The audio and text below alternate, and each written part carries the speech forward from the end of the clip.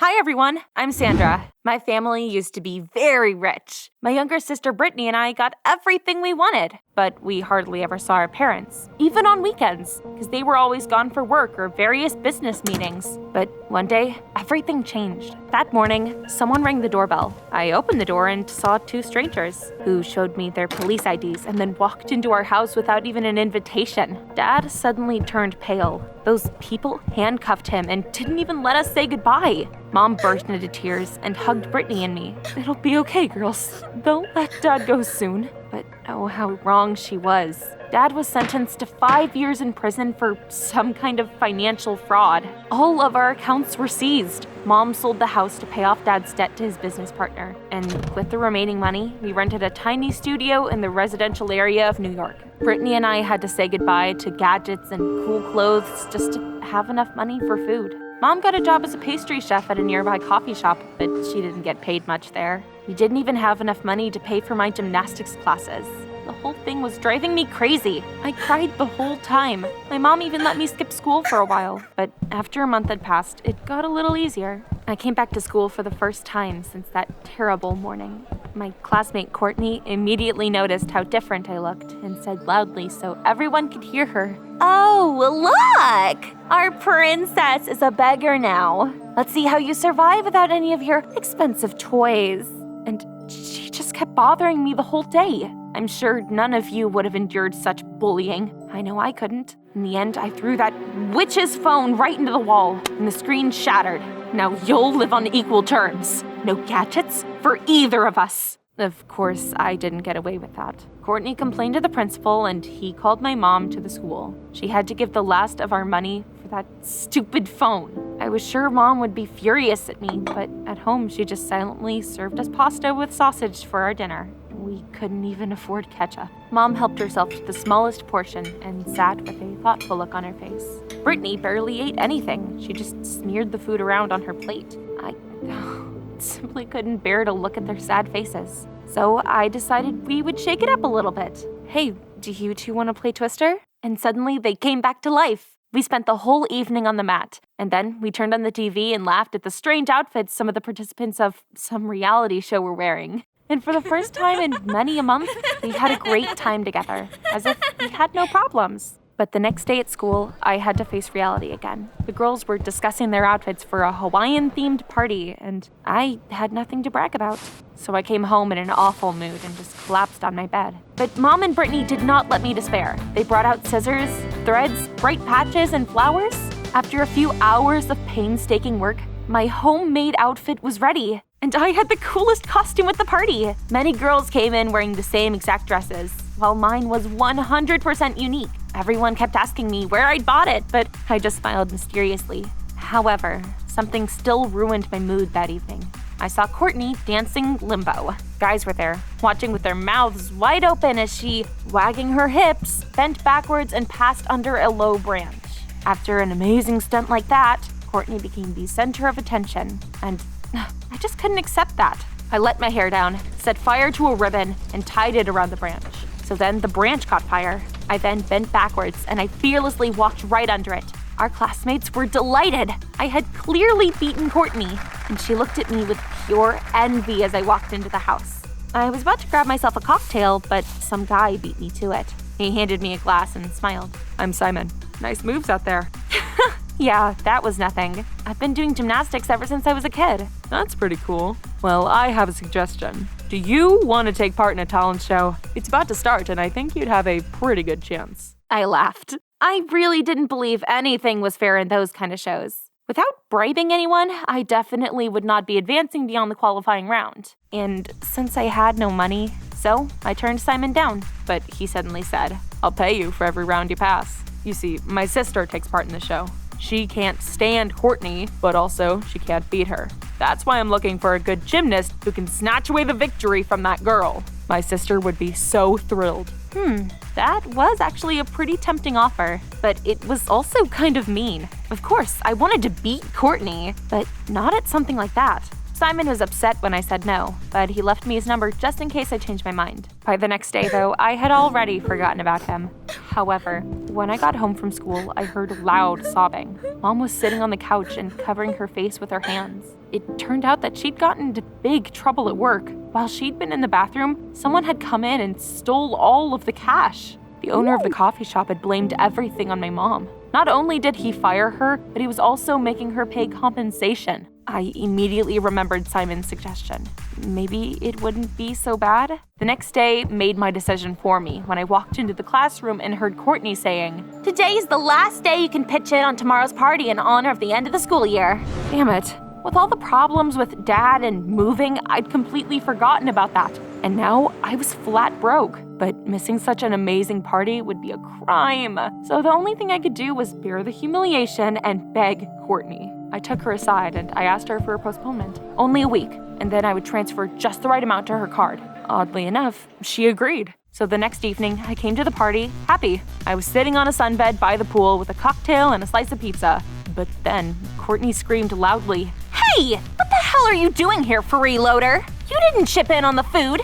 Get out!" Everyone stared at me and started whispering to each other. I had never felt so humiliated. I threw down my food and I ran away while everyone watched me and booed me. Courtney made me look like some kind of beggar. Beating her at a competition didn't seem to mean much to me anymore. So, the same evening, I called Simon and I agreed to his proposal. The next day, I came to the casting. It wasn't too hard to surprise the jury, and they unanimously let me become a contestant. As promised, Simon paid me for my efforts.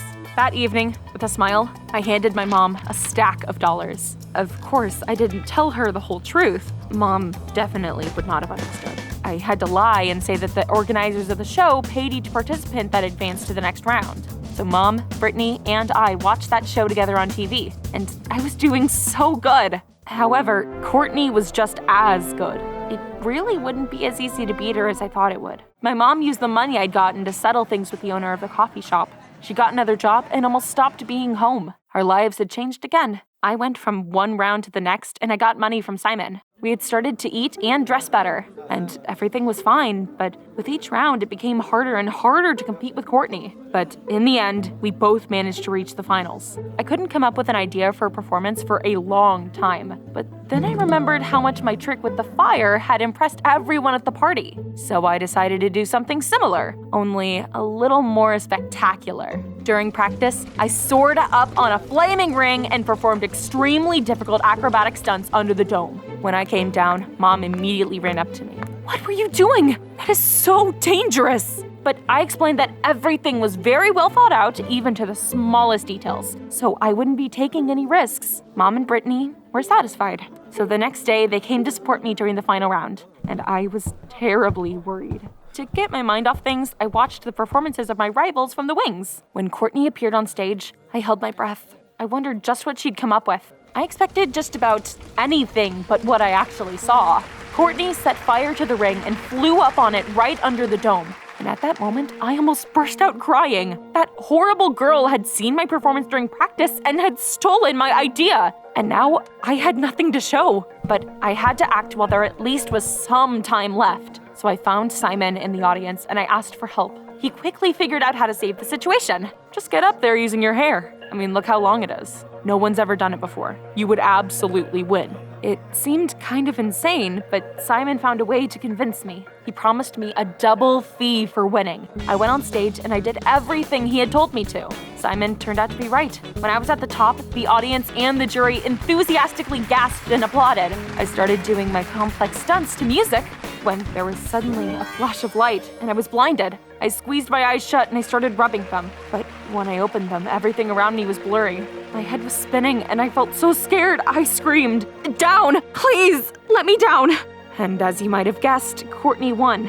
After the humiliating award ceremony, I trudged back to the locker room to quickly change my clothes and leave. But then I saw a strange sight. Courtney was hugging Simon and squealing happily. "Hooray!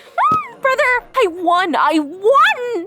Brother? I was rooted to the spot. Those two had played me like a fiddle. Simon had suggested that I take part in the show to set me up and soothe his infuriating sister's ego at the very last moment. He was the one who had shown the light into my eyes, and I was going to prove that by any means necessary. Getting access to the cameras turned out to be really easy. I flirted with the cameraman a little and left him my number. The guy was so happy that he immediately showed me all of the footage. I rubbed my palms impatiently. Now I would expose those liars and I would show proof to the jury. But again, I was expecting almost anything except what I actually saw. In the video, my own sister, Brittany, was using her watch to reflect sunlight into my eyes. I clenched my fists. Of all people, why was Brittany setting me up?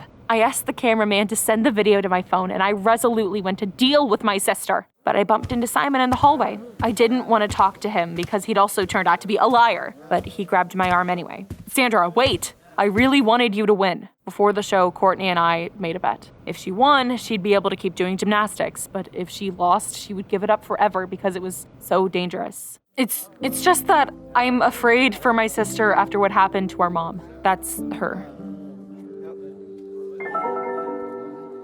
She used to be an acrobat when she was young, and she performed in a circus without any safety ropes. And one day, she fell. And now she can never walk again. I'm sorry about your mom, but you can't be afraid of everything forever. I found a video I hadn't watched in forever without crying on my phone. But now, I calmly showed it to Simon. I was 10 years old in it. I had gone up on the highest balance beam. I did a backflip and landed badly and fell. It hurt like hell. I had 3 surgeries. I couldn't move properly for more than a year. And after I recovered, I was too afraid to even set foot in a gym. But my mom convinced me not to give up. And as you can see, I managed to overcome my fear. Simon was touched by my story. He promised he would try to come to terms with his sister's hobby, and he handed me the money. Take it. You deserve it. Thank you for agreeing to help me. I came home and I waved the wad of dollars in front of Brittany's face. Take this, Pipsqueak. I got what I wanted. My sister sobbed, threw a pillow at me, and ran. So I started to rummage through her things, trying to find some sort of explanation for her weird behavior. I opened her laptop and I saw a folder called Video Diary. Well, I figured I'd find out what was in that little traitor's head. In the video, Brittany was sitting on her windowsill with a cup of coffee in her hand. I never thought I'd say this, but being poor is kinda cool. My mom used to go out to all sorts of glamorous parties, and my sister hung out in shopping malls all the time. But now we're together a whole lot, chatting, playing, sewing costumes. I wish it was always like this. I wiped a tear from my face. I guess Brittany hadn't meant me any actual harm. She was just afraid she'd be alone again when her family got money. I left her room to find my sister and hug her. You dummy. Money can be spent in different ways. Things don't have to be like they used to be. For example, we could travel together. Just you, me, and Mom. Brittany apologized for setting me up and leaking my performance to Courtney. I wasn't angry anymore, but I did make her promise to always tell me everything straight up instead of making stupid plans on her own. And the next day, we packed our bags and went to the ocean. When our dad is free, I think we'll definitely go there again. All of us. Send this video to your siblings so they don't repeat Brittany's mistakes.